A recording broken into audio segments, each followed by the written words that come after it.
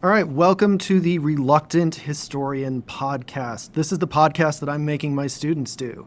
It's for History 495 this semester. We're going to be going through their research process on how they come up with their paper topics and what they are doing to make sure they don't fail my class. Hopefully you will enjoy these episodes. Hello, welcome to the Reluctant History podcast. My name is Annika Granke, and I'm your host for this episode. I have with me today Mr. Powers Todd. Welcome, Mr. Powers Todd. Can you tell us a little bit about your research topic that you're looking to explore this semester, or just what interests you? I'm very interested in natural history, the way that people like to interact with the land that they're on, the way that they interact with forests and mountains and such like that. What about that is so appealing to you? I have always loved nature. I've been involved in it the entirety of my life, and most of what I do as a person revolves around my environment.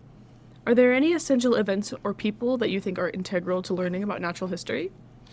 Theodore Roosevelt and John Muir are probably two of the biggest that I've got, but that is specifically for American history. And why do you think they're so integral? They really started up the desire and really brought it to the forefront to conserve nature and its beauty. Great, fantastic. Is there any other kinds of history you kind of like as an interesting, I'll go and deep dive on this for a little bit? Is there any other kinds of history that you supplement with?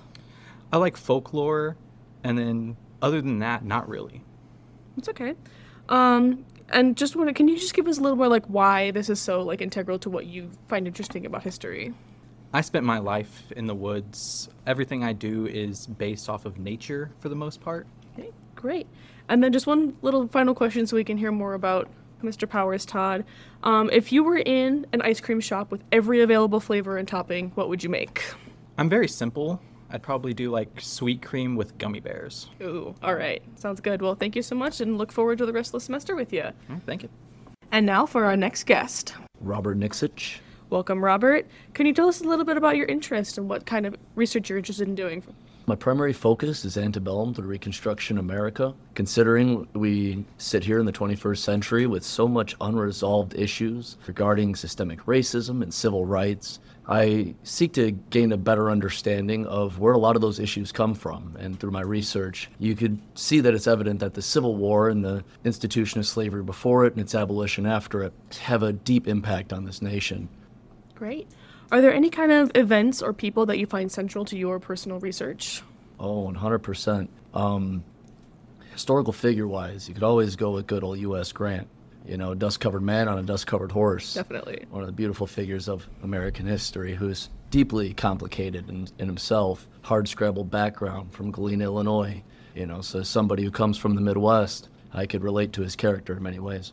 Great. Any events, particular battles, or just certain things about antebellum, especially Civil War into Reconstruction, that you just think is very central, that if anybody should know antebellum history, this should be something they should know? Going outside of the battles, because that's such a bled to death, pun intended, issue. My focus is the music. I believe that music is relatable to everybody. So if you want to understand a period, instead of looking at these large battles fought by great generals, bring it down to the social issues and the social topics, where you're talking about songs that are coming off the plantation, spirituals and hymnals, songs about freedom and slave revolts, slave rescues, things of that sort, that escape to liberation. There's romance to that. Sure. Any kind of particular musicians or musical style that you think is really important? It's deeply, deeply complex because there's so many elements. You have that African tribal component that's coming from over across the Atlantic. You have the songs that are bred through Christianity, songs in the Bible. You also have Escaping the Plantation and Follow the Drinking Gourd, which there's a fantastic cover by Taj Mahal, rock and roll singer, blues artist, that talks about escaping up the Mississippi River, up to the more welcoming north, if you will. It's very cool how they almost built these maps through music to get them where they needed to go. Really fascinating. Is there any other kind of research outside of antebellum that you're interested in, just a fun thing to look into? Well, in my spare time, I invest most of my income into pretty intense road trips where I'll study particular topics. And besides antebellum to Reconstruction America, recently I've been diving into westward expansion and Mountain Men of the West, going into figures like Jedediah Smith, Tom Fitzpatrick, these figures who aren't necessarily covered in textbooks, but are integral to shaping the West as we know it today. Where if you look at Western history, it goes from Lewis and Clark to John C. Fremont, and we don't really cover the in-between when there are some deeply important figures who exist before them. Yeah, fascinating, for sure. Thank you so much. And then my final question, just so we can get a little bit more about Robert. If you were in an ice cream store with every kind of flavor, every kind of topping, what would you make? Double fudge brownie. Double fudge brownie. Sounds delicious. Thank you so much for sharing. Appreciate you. And now for our next guest.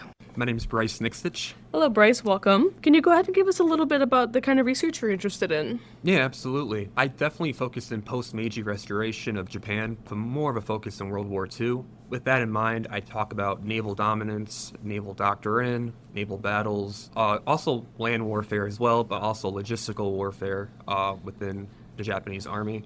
And also culturally now, I've been getting into Bushido as well. Very interesting. Can you tell us a little bit about some of the people or events you think are integral to your particular pocket of history? So I'm going to go with historians first. John Toland, he wrote The Rising Sun. It's the best book I've ever read. It is the reason why I got into Japanese history, rather or not Western Germany or Italy, World War II. But regarding actual people, Douglas MacArthur is a huge guy. I'm actually a fan of him, at least during the 1940s, early 40s. And then Admiral Yamato and Tojo are some key figures that I like to research in this time period as well. Great.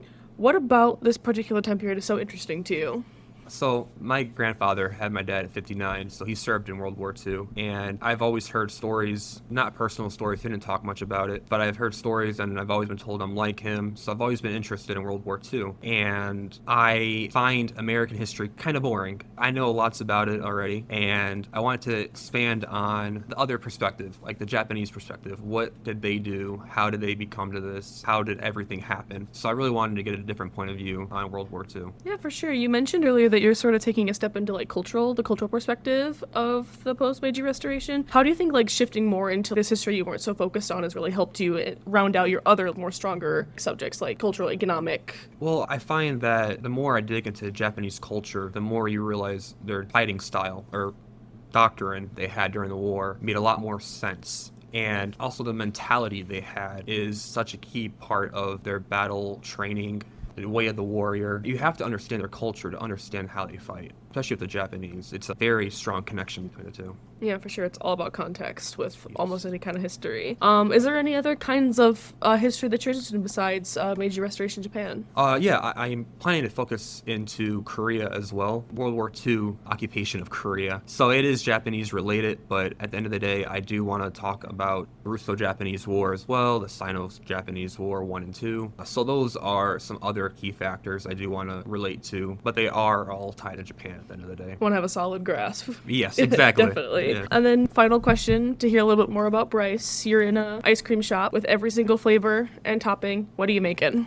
I'm a really simple guy, and I always do cookies and cream with a lot of candy cherries on top. All right. Well, thank you so much. We appreciate having you on. Thank you. And now for our next guest. Maddie Cascaviges. Welcome, Maddie. Can you give us a little bit of insight on some of the research you're working on? For my research, I'm focusing on Japan post-World War II and how the war crimes committed by Japan both before and during World War II have kind of faded into history and is not that culture, and what we know of Japan today isn't exactly a true telling of the history. Right. Are there any kind of people or events that you're finding so far that play a very significant role in that? I think right now, just looking at Korean and Chinese historians is really important for me because they give a biased but uncensored version of the history. Irish Chang actually wrote The Rape of Nanking, which details the Japanese occupation of China in 1937 to 1938, and I found that book really informative for my research. I mean, absolutely. It's brutal. It's the PR cover-up that they're working on is pretty impressive. Yeah. And how kind of think that development of that sort of shoving to the side, how do they really start to implement that? From my research, research, I found that when the Allies came in post World War II, it kind of started with that very slowly. And I think it was really just over the decades, for some reason, they've been able to kind of hide behind it. And that's really what I'd like to uncover more. Yeah, for sure.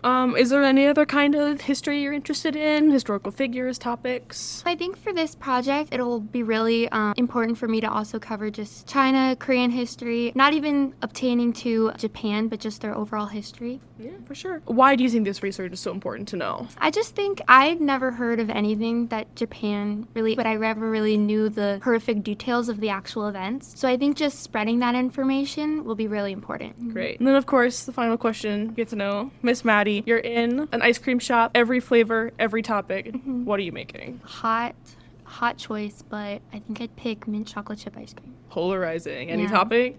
No. No? Sorry. Just straight up mint chocolate chip. All right, thank you so much. Thank you. That was our first week's episode, just going through some introductions of our students. Hopefully you enjoyed them. I am a big fan of most of them, and I hope that you will become a big fan of them as well. Join us next week when we have more student introductions. Bye.